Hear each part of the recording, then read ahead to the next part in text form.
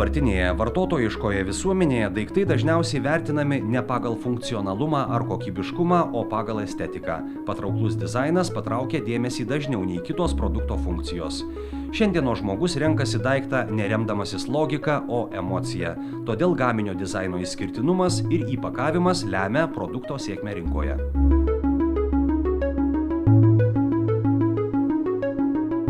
Dizainas prie tokios vietos ir tokios ribos, kur dabar jis yra pačiam aukščiausiame lygyje. Paėmus, jeigu visą, vadinkim, globaliai, jis pačiam aukščiausiame lygyje. Nes dizainas tapo viskuo. Bet, pavyzdžiui, kas įtakoja pirkimą, taip, tai aišku, yra dizainas, formos, medžiagos, visiškai naujas produktas ir, aišku, brandas.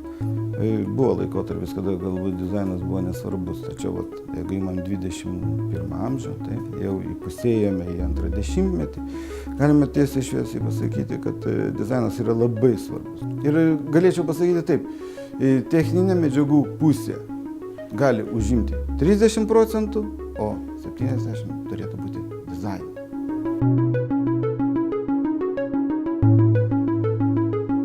Prekių išdėstymas parduotuvėse iš tikrųjų turi labai didelę reikšmę. Ir vieta, ir išdėstymas, nes, nepaslaptis, kad atėję į parduotuvę žmonės pirmiausiai perka akimis, kaip taisyklė. Ir tam naudojami iš tikrųjų ne tik dizaino, bet ir marketinginiai triukai.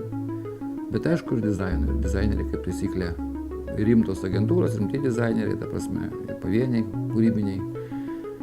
Jie dirbdami vis dėlto labai atkreipia dėmesį, kur bus jų prekė, tarp kokių konkurentų stovės ir pasidaro aiškiai konkrečias analizės konkurentų. Aišku, gal tai užsakovai pateikia briefus, kaip turėtų būti ir kas artimiausi konkurentai ir ką norėtų lygiuotis, bet, kaip taisyklė, tai yra labai didelė reikšmė. Dizaino įtaka, ta prasme, aplamai produktam, vadinkim, gaminiam, turbūt yra visiems vienodai reikalinga. Aš net sudėtinga būtų išskirti. Maisto pramonėje atskiri reikalavimai. Vėlgi imkim buities pramonę, imkim baldus, imkim mūsų supančią aplinką, bet visur dizainas yra reikalingas ir ačiū Dievui, kad žmonės pradeda tai suvokti.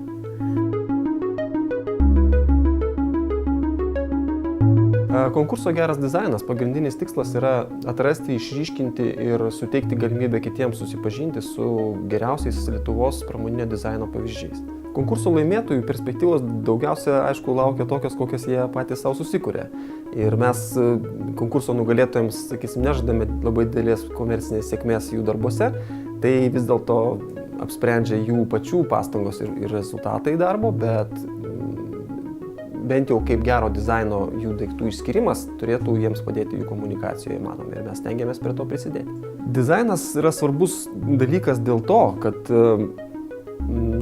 bent jau mus taip moko Europos Sąjungos protingosios galvos, kad kūrybinės inovacijos, kurių viena iš reikšmingiausių dalių ir yra dizainas, yra vis dėlto mūsų ekonomikos ateitis.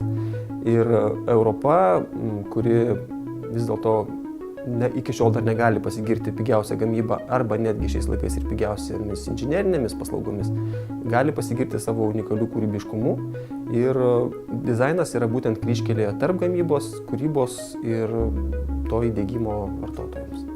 Mes galvojame, kad gero dizaino atsiradimas ir jo plėtotė, jinai labai susijusi su bendraja kultūra.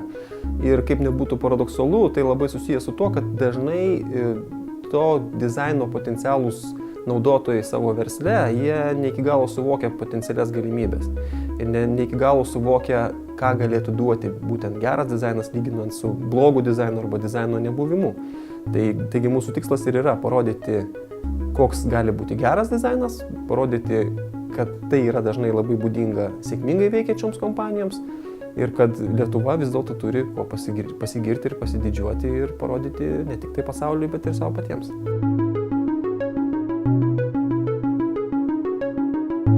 Produkto dizainas yra pats konceptas, pati produkto idėja.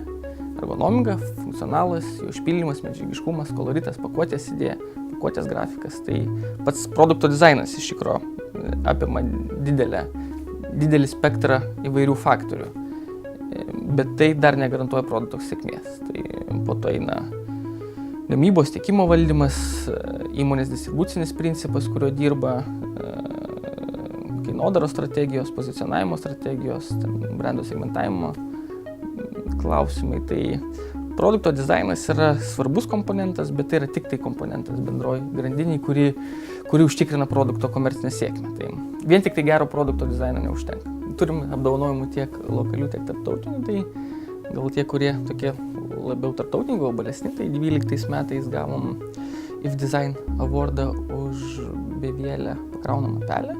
Ir šiais metais gavom 2 IF Design Awardus už geriausio dizaino produktų inovaciją, už Moon ausinės ir Peak tašę kompiuterinę. Ir jeigu ten pažiūrėti tuos, kas tuos awardus laimi, jeigu pažiūrėti kažkokią istoriją, tai tenais dažniausiai yra didelės įmonės, brandai kaip Philipsas, Sony, Apple'as, HTC, kur iš tikrųjų su dideliais biudžetais ir didelio maštabo įmonės, kurios mes net negalim su jom lygintis. Tai jeigu mūsų produktus įvertina panašiam lygiai, panašiam kontekste, tai manau, kad yra kaip įmoniai neblogas pasiekimas, parodantis, kad įmonė yra pakankamai kūrybiškai, inovatyvi ir sąlyginai su nedideliais biudžetais gali atsistoti šalia tokių didesnių žaidėjų.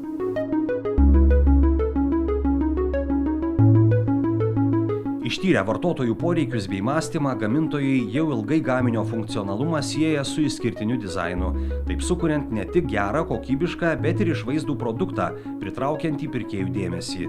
Juk ir knygų leidėjai praleidžia daug laiko gludindami viršelio dizainą, nors knyga atrodytų turėtų būti vertinama ne pagal viršelį, o pagal turinį.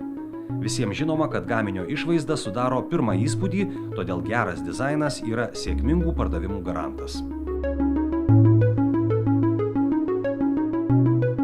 Šis video reportažas kuriamas bendradarbiaujant su Mokslo, inovacijų ir technologijų agentūra.